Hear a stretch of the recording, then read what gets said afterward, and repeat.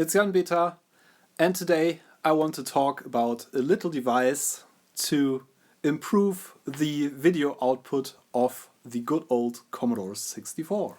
I chose this particular Commodore 64 for this because this hasn't been recapped or altered in any way, so it's a stock Commodore C64C with the shortboard, except for the keyboard that had been replaced previously.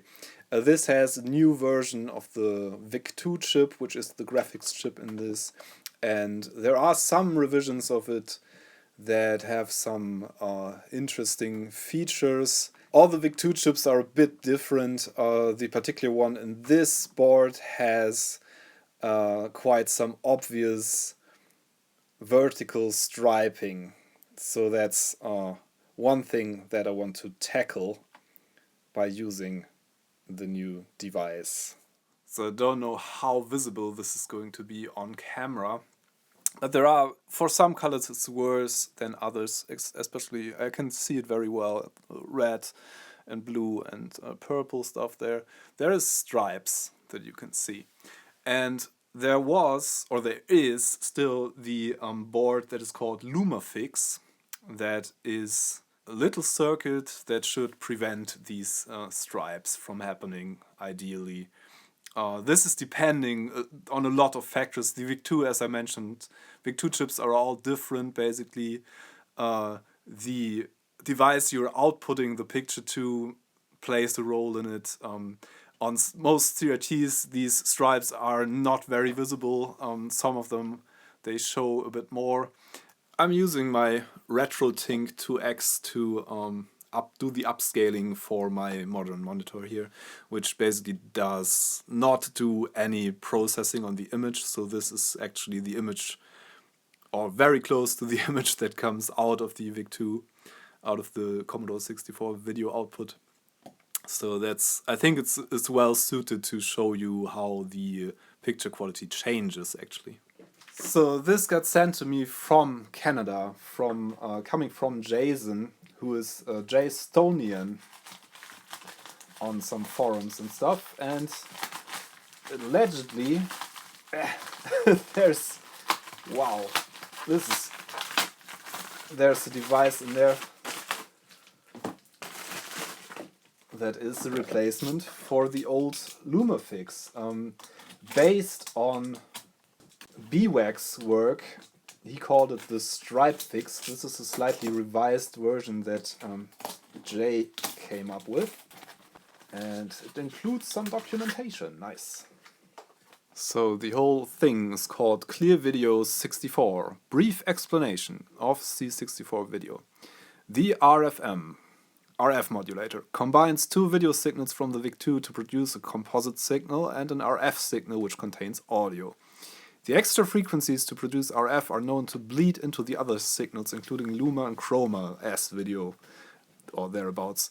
This results in a general fuzziness to the screen, as well as horizontal blurring and dreaded jail bars. That's what the vertical stripes are called. ClearVideo64 uses a video buffer and cross-filtering system with 4 controls without the need for the RFM. In fact, it must be removed to access the left 4 pads. There are simple schematics that replace the RFM combined with other kits that cross-blend signals, but we were not satisfied. And ClearVideo64 was born. Installation. Review all instructions before starting.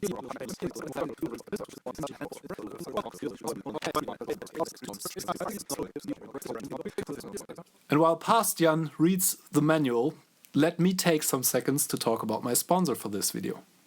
This video was sponsored by PCBWay. At the moment they are offering populated PCBs starting at $30 for 20 boards. So I guess we could just have a look at the little device. As it said in the manual, it should be grounded, so I'm wearing my ESD wrist strap with it, which is connected to ground. And Jay also included a character ROM with many character sets in there, so I'm going to use that. I think I'm going to use this in another video. because I have to come up with some circuitry to switch the character ROMs on here in the future. This is the device we're speaking of. So yeah, we need to desolder the RF modulator, and then we can insert this thing instead. Let's try that. So, remove anything from the Commodore 64 and open it up.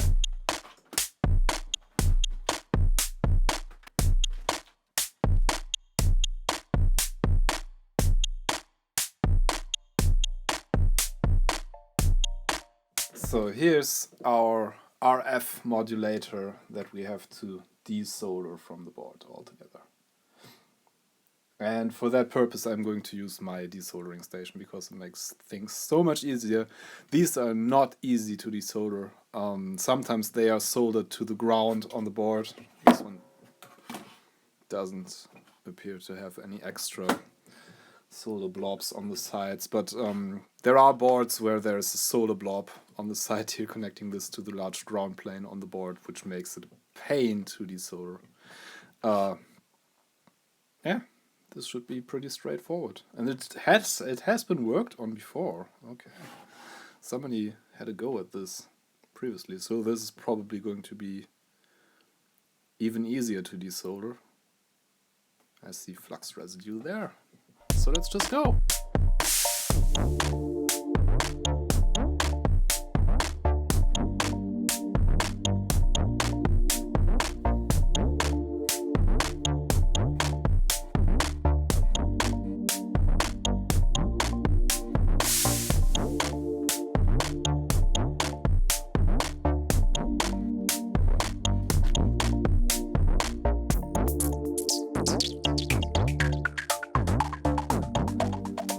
This worked pretty well.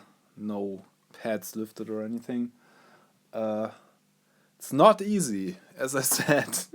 It's really dangerous, and don't use too much force. You have to use some force to get these little twisted tabs out, but don't use too much force because you easily damage the pads or the traces.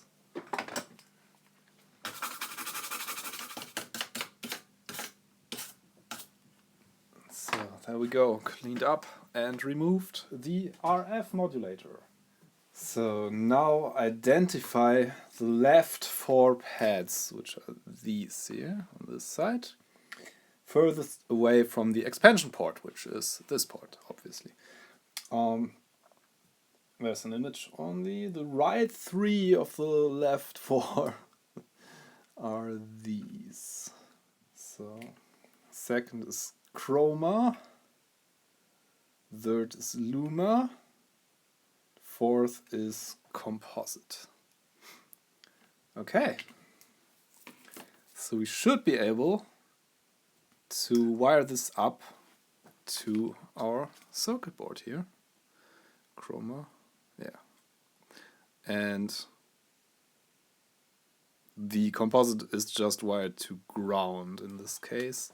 I think we can get composite back with capacitors from Luma and Chroma, but I don't use the composite output anyway most of the time, so we're going to be fine with just wiring this up to the little circuit board. And I know I have a bunch of jumper cables and little headers, but I can't find the jumper cables. Like, I don't know. I'm just going to wire this up with a solder connection, which isn't. I'm going to be using this anyway, so yeah, nothing wrong with just soldering it. One less breaking point, I guess. Although a solder connection can break, of course, but you don't have a weak connection on a socket there or something. So yeah, let's do that. Let's just wire these 3 up to the little circuit board. So we basically just want to go from here, which is the VIC2 chip, to here. So we don't need long cables at all. So we go from here to here. So that's good. We don't have a long way to travel with the signal. It's probably a good thing. Okay, so we're just going to go with something like this.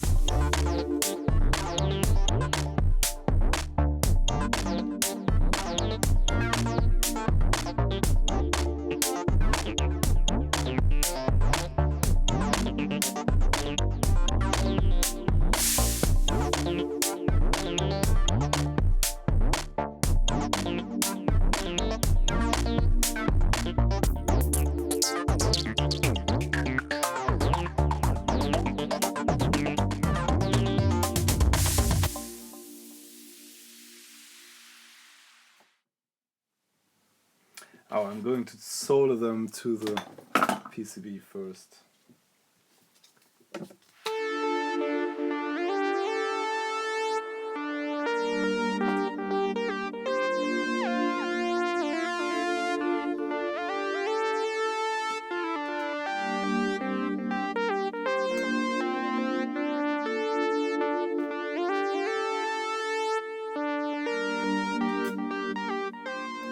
So now I'm removing the original VIC-2. This is going to be the first time I use this tool, which was donated by Sven. Sven Petersen, actually, who is also very well known, wow, this is easy, in the Commodore community.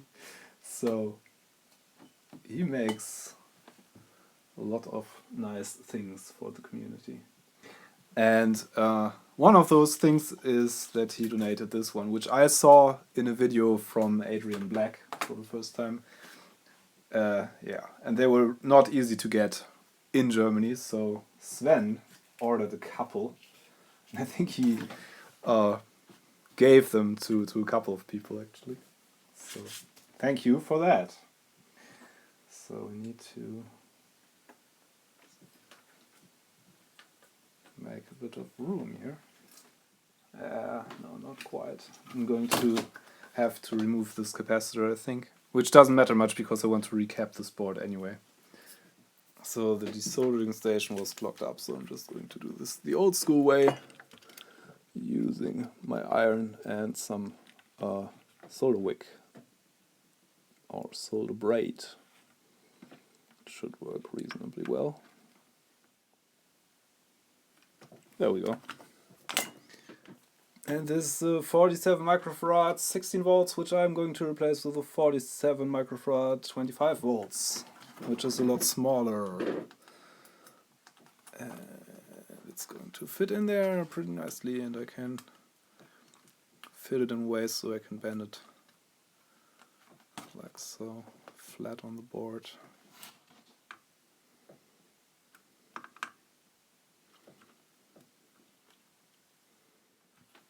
Okay, now that should make this fit in. Okay, let's see. Yay. Okay, now we can go and connect those. A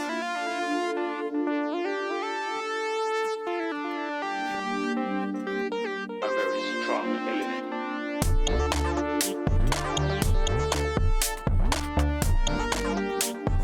So now the VIC-2 goes in there. Of course, we're using our ESD strap. Oh, slightly bent. Okay. Make sure it's in the right direction.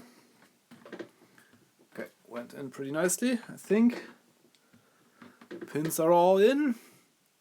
And that's about it. The rest is adjusting the potentiometers. Let's try if this still works. So this should now output video just like it used to, actually. Let's see.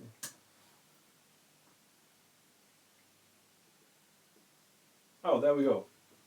Picture quality is actually worse than before. Okay, let's try and adjust this. So here's what we're going to do according to the manual. Bottom left is the first, so they are numbered. J numbered them for my convenience. We should turn all clockwise until they emit a faint clicking. The screwdriver is too large, so we need a smaller screwdriver. Hang on a second. So we should turn them all till we hear a faint clicking noise, clockwise.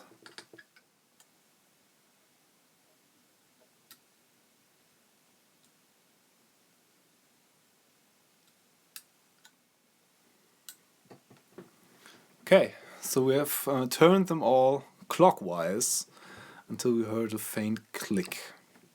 And now we are adjusting the picture. So, this looks better already, I guess.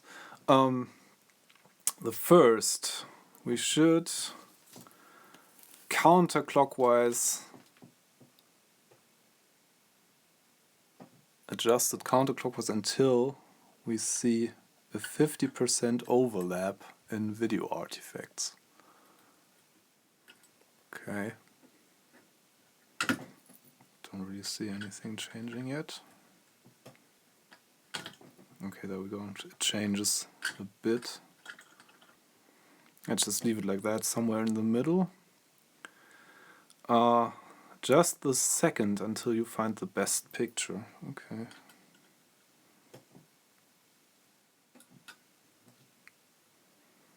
Okay, definitely gets better now. Stripes are a bit going away a bit. Yay! Okay, so the stripes are pretty much gone. Adjust the third the same until we get the best picture. So this looks best like this, I guess. This is more of a color adjustment. This is really difficult to see. I should use like a test picture, I think. Continue this iteration multiple times if you need, as it will continue to improve as you make finer adjustments. Nice. So this works. This is pretty nice actually. It's not that bad. I'm going to hook up the... I think I'm going to put this back in the case and hook up my 1541 Ultimate and run the test picture program that I'm going to link in below as well, so you can use it.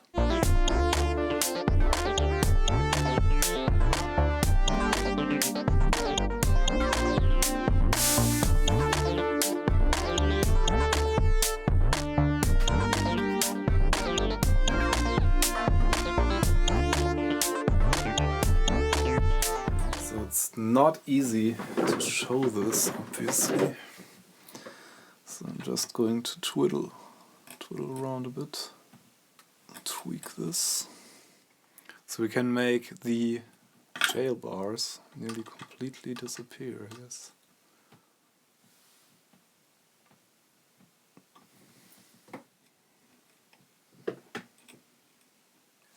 So I definitely got a good picture out of this.